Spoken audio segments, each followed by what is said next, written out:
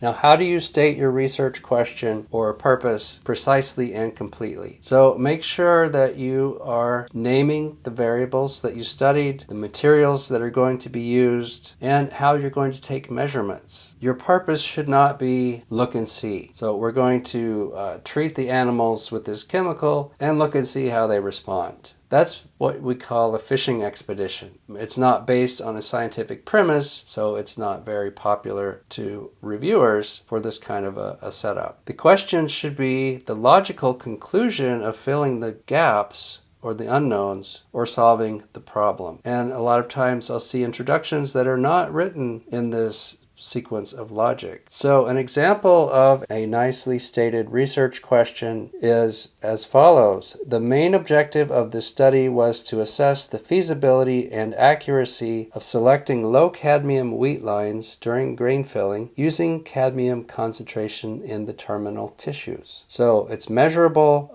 it's telling the materials that are going to be used and which stage and what is going to be measured. Now when you get to that paragraph where you give a preview of the experimental approach, you want to keep it brief. You're not going to be presenting materials and methods in this paragraph. You're just going to give an overview of the approach. So you can do that in 1 to 3 sentences. When you give this overview, tell what it is that you studied, the name of the organism or the name of the enzyme or whatever it happens to be, and describe how you examined it with a general technique. Don't go into a lot of specifics at this point. That's going to happen in materials and methods. So here's an example of how to do that. In this study, we took a genetic approach to examine iron uptake of naturally occurring mutants of the IRT1 gene in Arabidopsis. So it's giving the approach and what the approach is being used on, and so it's a general technique, but it's not a lot of materials and methods. So again, at the end of the introduction, you want to talk about how this work is going to be significant in your field and what are the implications of doing this work. So what you want to do is have an exciting closing sentence of the introduction. This is where you're going to put the significance or implication. This is going to keep the readers interested and encourage them to keep reading the rest of your paper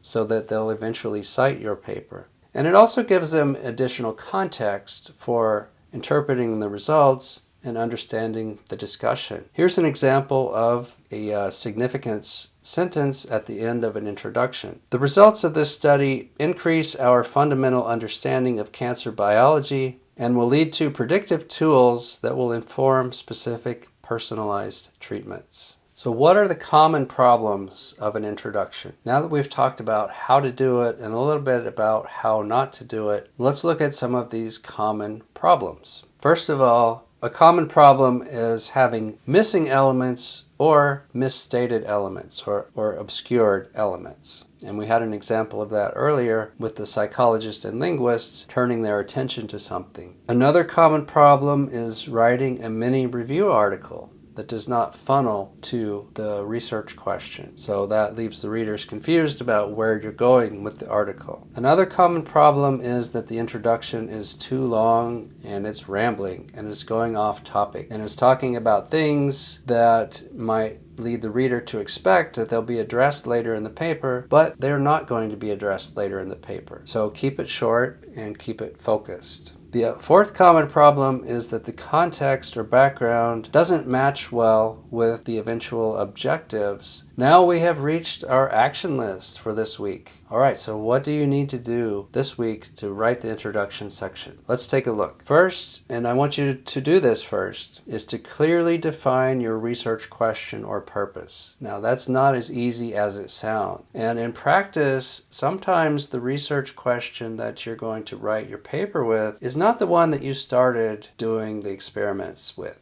Sometimes it changes as you find the results, or it can change as you think about how to present these results. It's not being dishonest to write a different research question at this point than you started out with when you set up the project and began doing it. That's done all the time. And it's helpful to your field and readers to present it in a way that they can understand rather than a way that what you did doesn't match up well with the research question. Action list item number 2 is, as you write the introduction, set the context in the first paragraph.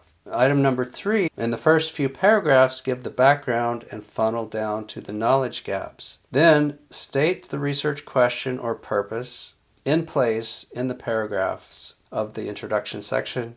So you defined it earlier as you were doing your pre-writing for this section. Now you're going to state it, and you're going to break that research down into objectives. So how do you go about accomplishing answering this research question?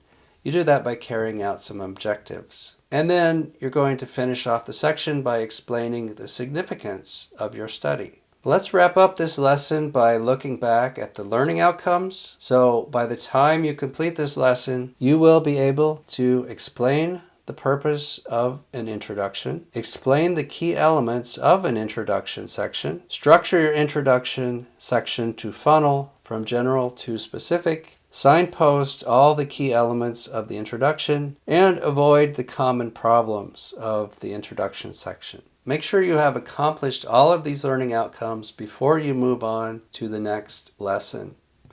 And happy writing!